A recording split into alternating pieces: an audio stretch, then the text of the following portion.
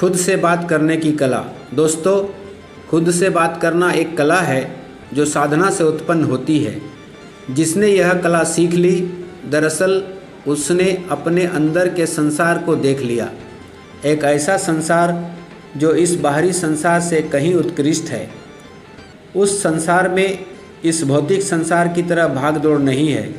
अगर हम उस संसार को विकसित कर लें तो वहाँ सबसे पहले अपने आप से ही भेंट होगी, जो आपसे बोलेगा, आपके साथ चलेगा, संग संग हंसेगा।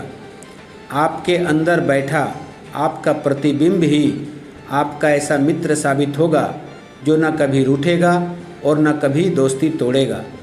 वह आपका सबसे अच्छा मित्र बन जाएगा। इसी को विकसित करके ऋषि मुनि बरसों जंगलों कंदराओं में गुजार देते हैं। वे अपने आप को शांत चित्त करके भीतर की आत्मा को परमात्मा से जोड़ते हैं और परमानंद को प्राप्त करते हैं और सदा सर्वदा आनंद से जीते हैं। मैं बरसों से एक बगाल चरवाहा को देख रहा हूँ। रोज़ सुबह गाय, भैंस, बकरी और भेड़ों को लेकर जंगल निकल जाता है। जंगल में दिन भर इन जानवरों को चराने के बाद गोधूली बेला में घर लौटता है। उसके झुंड में कई मालिकों के 70-80 जानवर होते हैं। उसने प्रायः सभी पशुओं को नाम दे रखा है। रंग के हिसाब से किसी को चरकी तो किसी को करकी कहकर पुकारता है। यह पशु भी उसकी भाषा जानते हैं। उसे 10-12 वर्षों में लोगों से एकाध बार ही बोलते देखा है। अपने परिवार वालों से भी एकदम ज़रूरत भर ही बोलता है। उसकी सेहत भी अच्छी है और नींद भी पर्याप्त आती है। इसकी वजह खुद से ही बात करना है। बेजुबान पशुओं से बात करना खुद से ही बतियाने के समान है। ऋषि मुनि की तरह उसकी ज़िंदगी का अहम हिस्सा जंगल में ही गुजरा है, वह भी मस्ती से।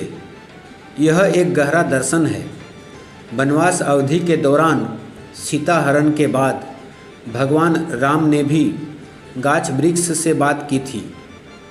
जो ब्रह्मांड के कण कण में समाया हो, वही राम वृक्षों से, पत्थरों से पूछ रहे हैं, को अहम, जिन्हें तीनों लोग जानता है। भला उसी कृपा निधान राम को मैं कौन हूँ पूछने की क्या ज़रूरत पड़ गई, वह भी गाछ वृक्ष से। वास्तव में राम एक संदेश देना चाहते थे कि पेड़ पौधों और पहाड़ पर्वत को माध्यम बनाकर यदि अपने आप से बात करने की कला आ जाए तो आदमी जंगल, पहाड़, रेगिस्तान कहीं भी जी सकता है। सिकंदर का सेनापति सेल्यूकस कात्यायनी ऋषि से मिलने गया। वह अपने सम्राट सिकंदर का निवेदन ऋषि को अर्पित करना चाहता था। उस वक्त कात्यायनी झेलम नदी के किनारे प्रातःकाल का भ्रमण कर रहे थे। सेल्यूकस ने अभी विश्व विजेता सिकंदर की ओर से प्रणाम ही कहा था कि ऋषिवर के तेवर कड़े हो गए।